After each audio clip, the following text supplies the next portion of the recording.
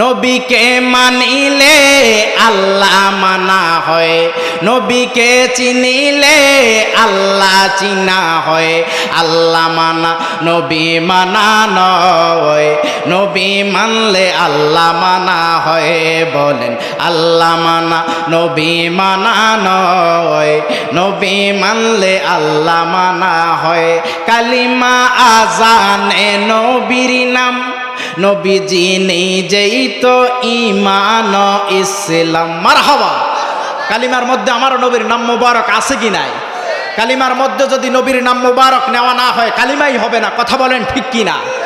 কালিমা আজানে নবীর নাম, নবীজি নিজেই তো ঈমান ইসলাম।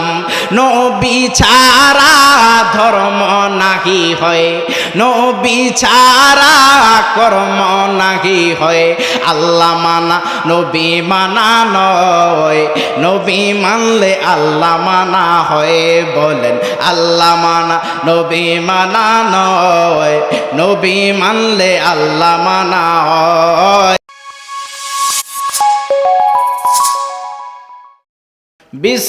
বিসমিল্লাহির রহমানির রহিম। ইন্নাল্লাহা ওয়া মালাইকাতাহু ইউসাল্লুনা আলান নবী ইয়া আইয়ুহাল্লাযীনা আমানু সাল্লু আলাইহি ওয়া সাল্লিমু তাসলিমা। আল্লাহুম্মা সাল্লি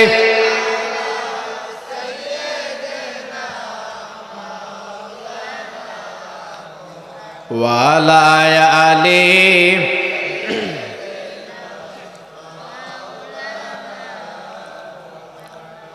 আমরা যারা এই মাহফিলের মধ্যে আসলাম, বসলাম, আমাদের কারো অন্তরে হিংসা আছে? হিংসা যদি আপনার অন্তরে, আমার অন্তরে যদি হিংসা থাকে তাহলে নামাজ কবুল হবে না।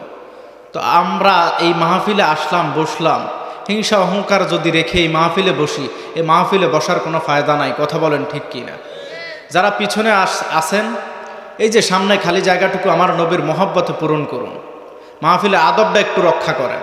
আদব যদি রক্ষা করতে পারেন, আল্লাহ পাকের রাব্বুল আলামিনের দয়া আপনার অন্তর অটোমেটিকলি আলোচনা আপনার অন্তরে ধারণ হয়ে যাবে। সুবহানাল্লাহ। সেই সুবাদে প্রত্যেকে একটু সামনে এগিয়ে বসুন, মাহফিলের আদবটা রক্ষা করুন।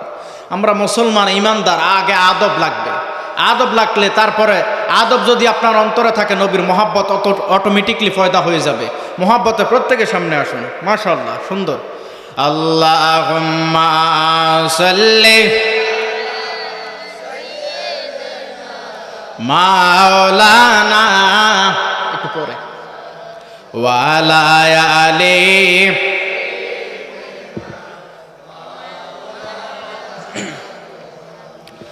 ও আমার ভাইয়েরা, বাবারা, বন্ধুরা, একটু খেয়াল করেন। এখন প্রশ্ন করতে পারেন, শুরুতেই কেন নবী নবী করতেছি, নবী নবী করতেছি, নবী নবী করতেছি? ও আমার জ্ঞানী গুণী ভাইয়েরা, বাবারা, বন্ধুরা, কেন গো আমরা নবী নবী করব না? স্বয়ং আল্লাহ যেই নবীর পাগল, আমার আল্লাহ যদি আমার দয়াল নবীর পাগল হতে পারে, আমরা ওই আল্লাহর বান্দা হয়ে, ওই নবীর উম্মত হয়ে, ওই নবীর পাগল হওয়ার দরকার আছে কি নাই? আল্লাহ যদি আমার নবীকে সম্মান দিতে পারে, আমার আল্লাহ যদি আমার নবীকে ইজ্জত দিতে পারে, আমরা ওই আল্লাহর বান্দা হয়ে, ওই নবীর উম্মত হয়ে, ওই নবীকে ইজ্জত সম্মান দিতে চাই কি চাই না? আল্লাহ দিয়েছে নবীকে সম্মান। নবীকে সম্মান দিছে কি? তা আল্লাহ নবীকে সম্মান দিলে আমরা তো আল্লাহর বান্দা, আমরা তো ওই নবীর উম্মত।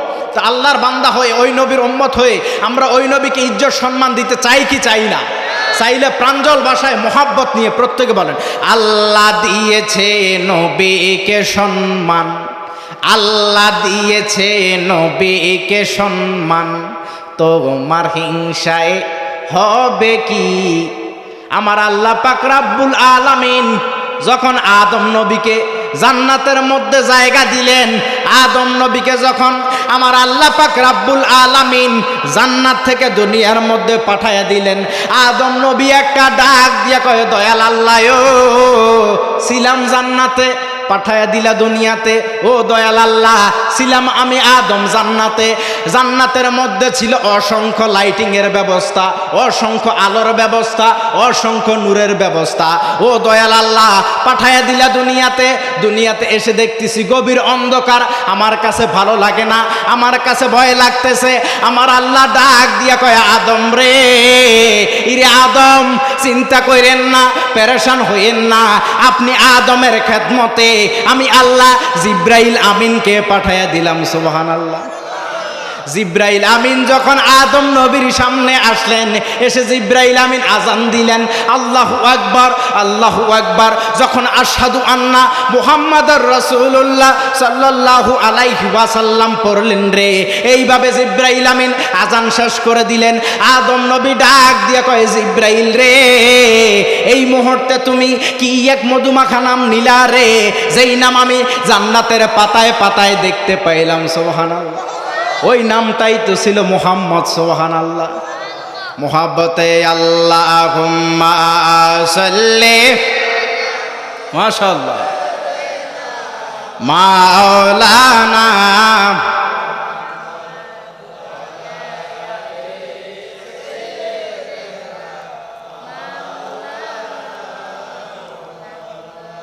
দুরূদ শরীফের দুইটা ফজিলত আছে, অসংখ্য ফজিলত আছে। তার মধ্যে আমি দুইটা ফজিলত বলতেছি, একটু মনোযোগ দিবেন। দুইটা ফজিলতের মাধ্যমে আমরা অনেকে হয়তো কেউ শিক্ষিত, কেউ অনেকে কম জানি, এরকম মানুষ আছি না? কেউ আপনার কৃষিক্ষেত্রে কাজ করি, কেউ আবার অনেক শিক্ষিত। মাহফিলে অসংখ্য মানুষ হয়, অনেকে অনেক ধরনের চিন্তা নিয়ে আসে। আমরা আমার নবীর প্রতি কেউ যদি বুঝে দুরূদ শরীফ পড়েন, কেউ যদি না বুঝে দুরূদ শরীফ পড়েন, এই দুরূদের আওয়াজটা ফেরেশতার মাধ্যমে শোনানো হয়।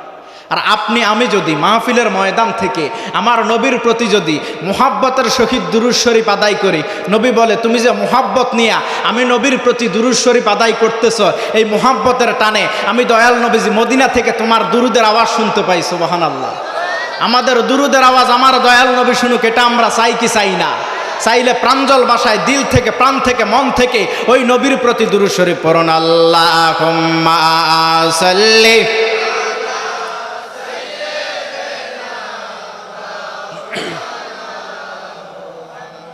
ওয়ালা আলি,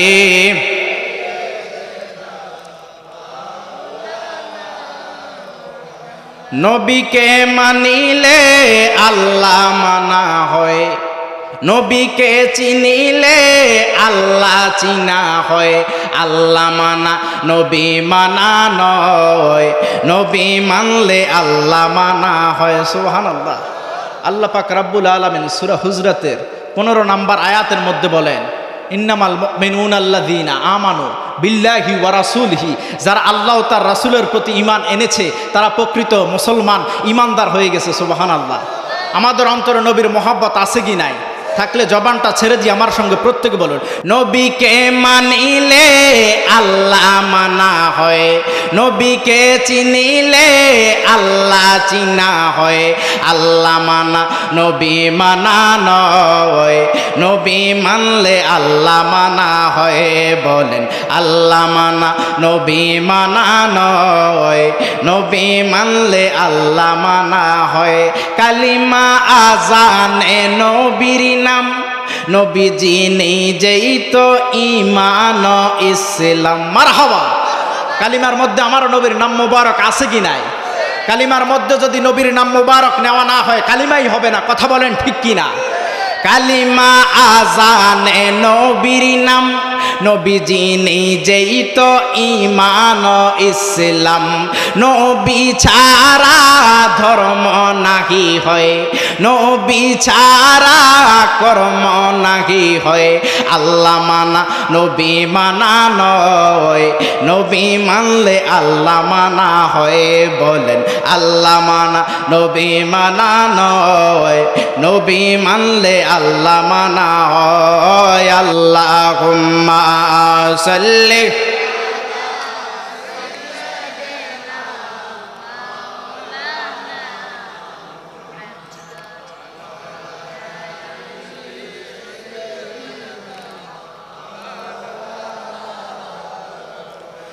প্রত্যেকে জবান খুলে বলেন আলহামদুলিল্লাহ।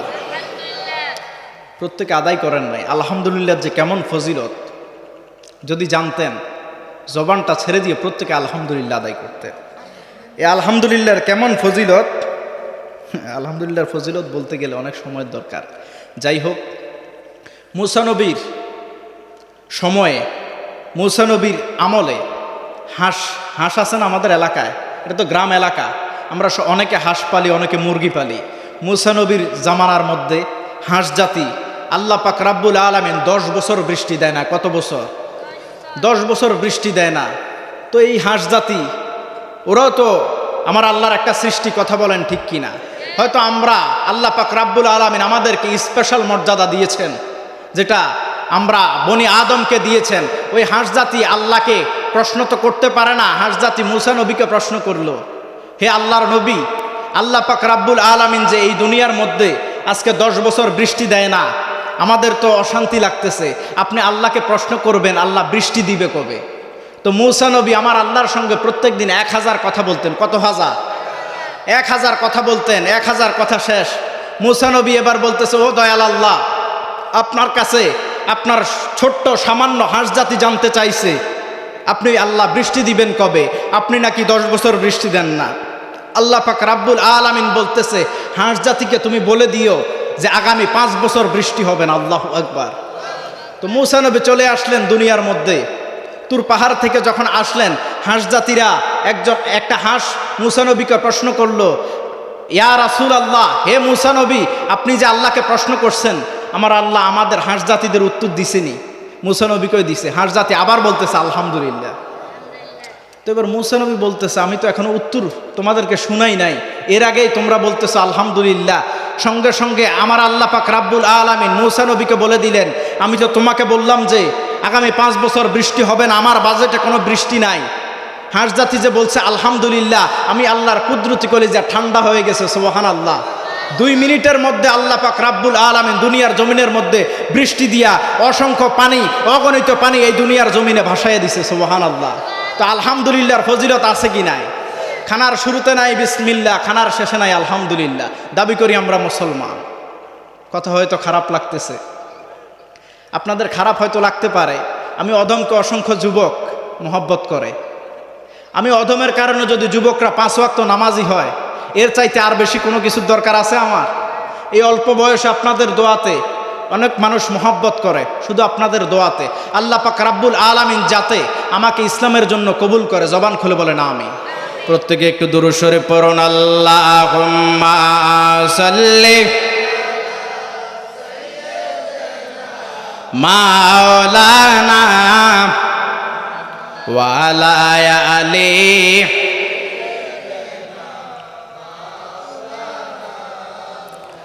ও আমার ভাইয়েরা, বাবারা, বন্ধুরা, একটু খেয়াল করেন মনোযোগের বিষয়। এই মাহফিলের মধ্যে অনেকে আছেন যুবক অবস্থায়, অনেকে আছেন বৃদ্ধ অবস্থায়, অনেকে আছি শিশু অবস্থায়।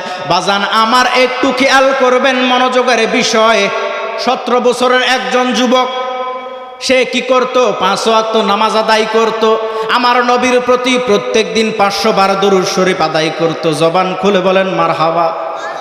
ওই যুবকটার বয়স ছিল 17 বছর। এই 17 বছর অবস্থায় সে 5 ওয়াক্ত নামাজ আদায় করত। নবীজির জীবনীর একটা বই পড়ত। তার বাড়ি ছিল সুদূর আলবেনিয়াতে। সে একজন সফল বিজনেসম্যান ছিল, সফল ব্যবসায়ী ছিল। আমার নবীর দুরুদের কিতাব পড়তো। আমার দয়াল নবীজির দুরুদের কিতাবের মধ্যে প্রত্যেক দিন 1 পৃষ্ঠা করে আদায় করত। ওই যুবক নামাজ শেষ করে আমার দয়াল নবীর দরবারে, আমার আল্লাহর দরবারে হাত তুলে ডাক দিয়া কয়, দয়াল আল্লাহ, ও আপনি আল্লাহ যেই নবীর পাগল, আমি যুবক হইলাম ওই নবীর পাগল। ও দয়াল আল্লাহ, আপনি আমাকে মেহেরবানি করে, আপনি আমাকে মেহেরবানি করে, দয়া করে, মোহাব্বত করে, আপনি আপনার দয়ার কারণে আমি অদমকে আপনার মক্কা শরীফ জিয়ারত করার তৌফিক দান করেন। মারহাবা। ওই যুবক এইভাবে আপনার 80 বছর যাবত আমার দয়াল নবীজির কিতাব পড়তেছে, আমার দয়াল নবীজির শানে দুরূদ শরীফ আদায় করে প্রত্যেক দিন 500 বার। এইভাবে দুরূদ শরীফ আদায় করে, দুরূদ শরীফ আদায় করে। একদিন সে বলতেছে, আমি হয়ে গেছি বুড়া, বৃদ্ধ বয়স হয়ে গেছে আমার, এই অবস্থায় যদি কখনো আমি মারা যাই, আমার দয়াল নবীর যদি দিদার না পাই, এই জীবন রাখার কোনো দরকার নাই। সে এই চিন্তা করে বলতেছে, 80 বছর হয়ে গেছে আমার বয়স, এই 80 বছর অবস্থায় আমি আমার দয়াল নবীকে কখনো স্বপ্নে দেখি নাই। আমার দয়াল নবীর উপর আমি যে 500 বার দুরূদ শরীফ পড়ি, 5 ওয়াক্ত নামাজ আদায় করি, এই নবীর যেহেতু দিদার পাইতেছি না, এই নবীকে যেহেতু স্বপ্নে দেখতে পারতেছি না, এই নবীকে আজকে থেকে আর ডাকবো না। সে এই চিন্তা করে, এই নিয়ত করে এশার নামাজ আদায় করে, আজকে আর নবীর উপর দুরূদ শরীফ পড়ে না। বলতেছে যে এই নবীকে দেখি না, এই নবীর প্রতি আর দুরূদ শরীফ পড়ব না। সে চলে গেলেন, ঘুমাইতে গেলেন। যাইয়া যখন ঘুমায় গেল, স্বপ্নের মধ্যে আমার দয়াল নবী হাজির হয়ে গেল। সুবহানাল্লাহ। নবী আমার ডাক দিয়ে কয়, আশেক রে, কেন আমি নবীকে আর ডাকস না? তুই যে এতদিন ডাকতি, এতে আমি নবীর কলিজা ঠান্ডা হয়ে যাইতো। সুবহানাল্লাহ। তুই যে ডাকতি আমার কাছে বেশি ভালো লাগতো, এই জন্য আমি তোর ডাকি না। তুই যে আমাকে ডাকতি বেশি ভালো লাগতো, এই জন্য আমি নবী চাইছিলাম আরো কয়েকদিন পরে তোর সাথে দেখা করতে। সুবহানাল্লাহ। ওই যুবক ডাক দিয়া কয়, নবী গো, আপনি নবীকে দেখলে আমার কলিজা ঠান্ডা হয়ে যাবে, এই জন্য আমি আপনি নবীর প্রতি প্রত্যেক দিন 500 বার দুরূদ শরীফ আদায় করতাম। আমার নবী ডাক দিয়া কয়, আশেক রে, দিদারে যেহেতু দিছি, তাড়াতাড়ি চলে আয়, চলে আয়। এসে আমি নবীর দরবারে হাজিরা দে, আমার আল্লাহর ঘর তাওয়াফ কর, আমি নবীর রওজা জিয়ারত কর, এসে আমি নবীকে সালাম দে। তুই সালাম দিতে দেরি, আমি নবী তোর উত্তর দিতে দেরি হবে না। সুবহানাল্লাহ। সে চলে গেল মক্কা শরীফে, খানায় কাবা তাওয়াফ করলো। খানায় কাবার তাওয়াফের কাজ শেষ করে চলে গেল নবীজির রওজাতে। যাইয়া ডাক দিয়া কয়, নবী গো, আসলাম আপনি দয়াল নবীর দরবারে, মেহেরবানি করে আমার সালামটা গ্রহণ করেন। সালাম দিতে দেরি, আমার দয়াল নবীজি উত্তর দিতে দেরি নাই। মারহাবা। সে এইভাবে আপনার 3 বছর যাবত এই এলাকার মধ্যে ছিল, মদিনাতে ছিল। মদিনার পুলিশ তাকে গ্রেপ্তার করলো। বলতেছে, তোমার ভিসা ছিল 3 মাসে, আজকে 3 বছর তোমাকে মদিনার বাউন্ডারির মধ্যে দেখতে পাইলাম, কেন? তুমি কি করতে আসছো এই জায়গার মধ্যে? সে বলতেছে, আমি তেমন কোনো কিছু করতে আসি নাই, আমি আমার দয়াল নবীজিকে প্রত্যেক দিন 5 বার সালাম দিতাম। মারহাবা। নবীর দরবারে যায় নবীকে সালাম দিত, আবু বকরকে সালাম দিত, হযরত ওমরকে সালাম দিত, আর 5 ওয়াক্ত নামাজ মসজিদের নববীর মধ্যে আদায় করত। মারহাবা। এইভাবে 3 বছর অতিক্রম হয়ে গেল। যখন তাকে পুলিশ গ্রেপ্তার করলো, যায়া সে পুলিশকে বলতেছে, আমি তো তেমন কিছু করতে আসি নাই, আমি এইখানে থাকলে আমার কলিজা ভাল লাগে, আমার অন্তর শান্তি পায়। মারহাবা। সে আমার দয়াল নবীকে সালাম দিত প্রত্যেক দিন। এইভাবে সময়ে যাইতেছে। পুলিশ যখন গ্রেপ্তার করে ফেললো, সে বলতেছে, আমাকে নিয়েন না, আমি তো কোনো খারাপ কাজ করতে আসি নাই, আমি তো আমার দয়াল নবীকে সালাম দিতে আসছি। মারহাবা। এইভাবে সে সালাম দিত, আর পুলিশকে বলতেছে, পুলিশ তার কথা বিশ্বাস করে না, বিশ্বাস করার কথাও না। আপনি আসলেন 3 মাসের জন্য, কেউ যদি 3 মাসের জন্য যায়, সে কি 4 মাস থাকতে পারবে? কখনোই পারবে না। তার বিচার মেয়াদ শেষ। পুলিশের কাজ পুলিশ করতেছে। সে আমার দয়াল নবীর রওজার দিকে তাকায়া বলতেছে, ইয়া রাসূলুল্লাহ, নবী গো, আপনার সামনে দিয়ে যে পুলিশ আমাকে নিয়ে যাইতেছে, আমার কলিজাকে তো আমি মানাইতে পারি না। আপনি নবীর দরবারে যেহেতু থাকতে পারবো না, আমার এই জীবন আমি আর রাখবো না। পুলিশ তাকে নিয়ে যাইতেছে। সে যে 3 বছর এই মদিনা শরীফের মধ্যে অতিক্রম করলো, আমরা যদি কোনো এলাকার মধ্যে যাইয়া আপনার 1 মাস 2 মাস থাকি, আমাদের সঙ্গে চলাফেরা করতে করতে বন্ধু হয় না?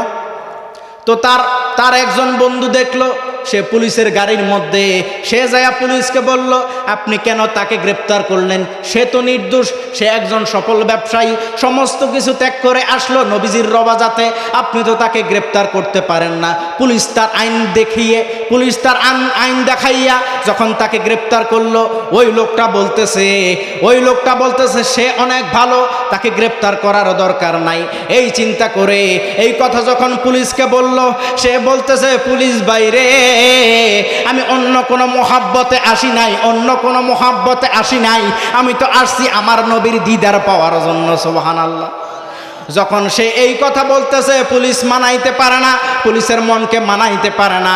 এই চিন্তা করে কান্না করতেছে আর বলতেছে, ইয়া রাসূলুল্লাহ, নবী গো, আপনি নবীকে যেহেতু আর ডাকতে পারবো না, আমার আল্লাহ পাক রাব্বুল আলামিন যাতে আমাকে মৃত্যু দিয়ে দেয়। এই কথা বলার সঙ্গে সঙ্গে আল্লাহ পাক রাব্বুল আলামিন আজরাইলের মাধ্যমে তার মৃত্যু দিয়ে দিল। আল্লাহু আকবার। আপনি যদি নবীর পক্ষে থাকেন রে, কাল হাশরের ময়দানে বাজান আমার একটু খেয়াল করবেন, আপনি আমি আমাদের প্রত্যেকের বন্ধু আছে কি নাই? বন্ধুর সঙ্গে আমরা চলাফেরা করি। এই বন্ধু আপনার যখন পকেটে টাকা থাকবে না, এই বন্ধু আপনার খোঁজ খবর নেবে না। আরে বাজান রে, একটু খেয়াল করেন, যেই মা বাবার কারণে দুনিয়ার মধ্যে আসলেন, এই মা বাবাও আপনার কবরে যাবে না। কথা বলেন ঠিক কি না? আপনাদেরকে আমি প্রশ্ন করতে চাই, আমাদের প্রত্যেকের আসল ঠিকানার নাম বিল্ডিং না কবর? ওই কবরের বাসিন্দা হয়ে যেতে হবে। বাজানা আমার একটু খেয়াল করেন, ওই কবরে যেহেতু যাব, ওই কবরে কিছু নিয়ে যাওয়ার দরকার আছে কি না? আসি আমরা দুনিয়ার কর্মব্যস্ততা নিয়ে ওই কবরের কথা স্মরণ করে জবানটা ছেড়ে দিয়ে প্রত্যেকে বলেন, আখেরাতে কি দেখাবো নাই কোনো পুঁজি? বলেন, আখেরাতে কি দেখাবো নাই কোনো পুঁজি? একটা পুঁজি আছে আমার, সে তো নবীজি। মারহাবা। আরে একটা পুঁজি আছে আমার, সে তো নবীজি, আমার দয়াল নবীজি, আমার মায়ার নবীজি।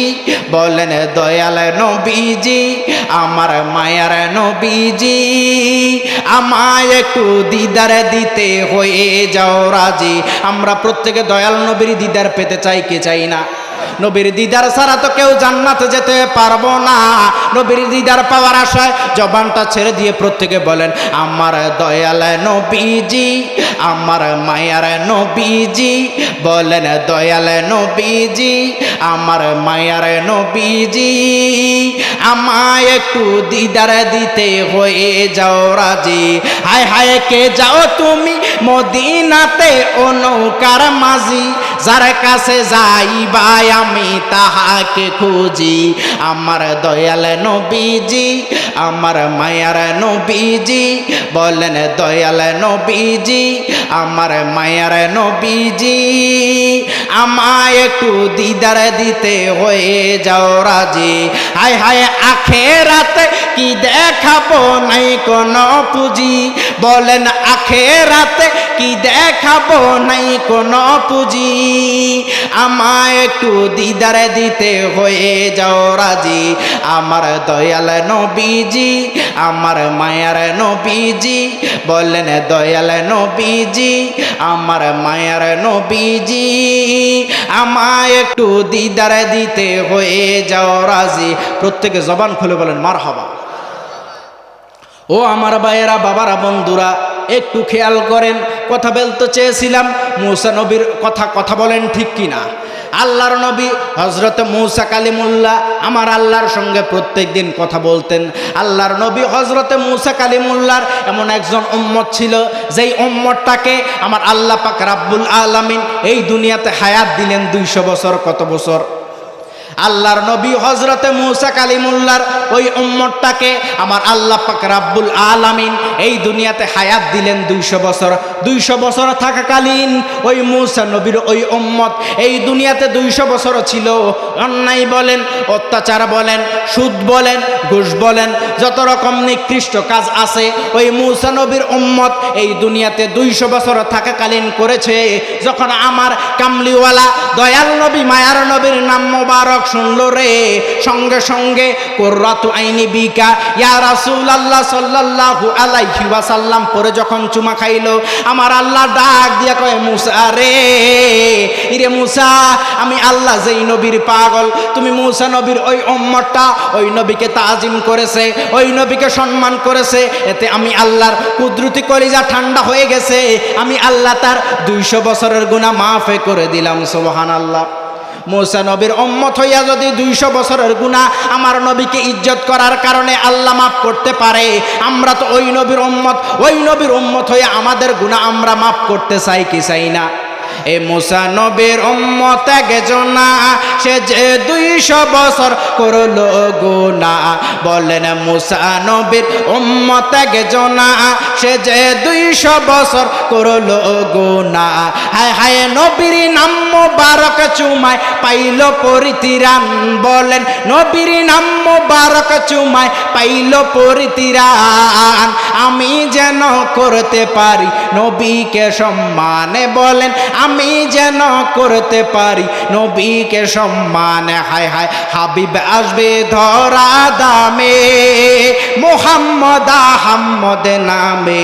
বলেন নবী আসবে ধরা দামে, মুহাম্মদ আহমদ নামে। হায় হায় নবীর নাম মুবারক ছাড়া হবে না আযান।